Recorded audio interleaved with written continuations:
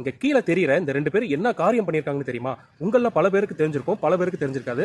என்ன பண்ணிருக்காங்கன்னு நான் டீடைலா சொல்றேன், கேட்டுக்கோங்க. அதாவது மதுரை டு ராமேஸ்வரம் போற பஸ்ஸோட கண்டக்டரும் நடத்துனர் தாங்க இவங்க பாத்தீங்கன்னா நேற்று இரவு மதுரையில இருந்து ராமேஸ்வரம் போயிருக்காங்க. பாம்பன் பாலம் பக்கத்துல இருக்க அப்துல் கலாம் அப்படிங்கிற ஸ்டாப்ல ஒரு பொண்ணை இறக்கி விட்டுருக்காங்க. அப்போ அந்த பொண்ணு தனியா இறங்கவும் இவங்க ரெண்டு பேரும் பார்த்து கேள்வி கேட்டிருக்காங்க. என்னமா தனியா இறங்குற, இங்க எதுக்காக நீ இறங்குறன்னு கேட்டிருக்காங்க. அப்போ அந்த பொண்ணு சொல்லியிருக்கா, நான் வழக்கறிஞர், அதாவது அட்வொகேட் படிப்பு படிச்சுட்டு இருக்கேன், காலேஜ்ல நான் இங்க இறங்குறேன் நைட்டு 10:30 மணிக்கு.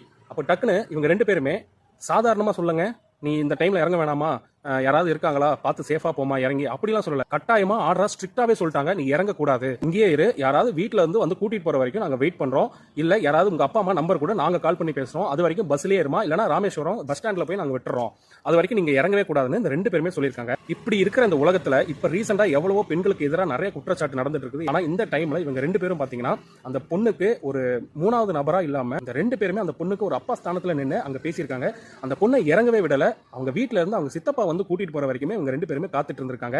இப்படிப்பட்ட ஒரு பஸ் கண்டக்டரும் பஸ் டிரைவரும் பாத்தீங்கன்னா அந்த பொண்ணுக்கு இன்னொரு அப்பா தாங்க. இந்த மாதிரி விஷயங்கள் நம்ம தமிழ்நாட்டிலும் சரி, இந்த உலகத்திலும் சரி, எல்லாருமே இருந்துட்டாங்கன்னா எந்த பொண்ணுங்களுக்கும் எந்த ஒரு கெட்டதும் நடக்காது, எவனும் எந்த பொண்ணையும் சீன்றதுக்கான சிச்சுவேஷனும் அமையாதுங்க. இப்படி எல்லாருமே இருந்துட்டா யாருக்கும் எந்த பிரச்சனையும் இருக்காது. அந்த ரெண்டு பேரோட பொண்ணுங்களும் நல்லபடியா வாழணும், அவங்க ஃபேமிலி நல்லா இருக்கணும், நம்ம வாழ்த்திக்கலாம். இந்த பஸ் டிரைவரோட பேர் பாத்தீங்கன்னா அந்தோணிராஜ், கண்டக்டரோட பேர் பாத்தீங்கன்னா முத்துராமலிங்கம். இவங்க ரெண்டு பேருமே சிறப்பான சம்பவம் பண்ணிருக்காங்க. இவங்களை நம்ம எல்லாருமே வாழ்த்தலாங்க.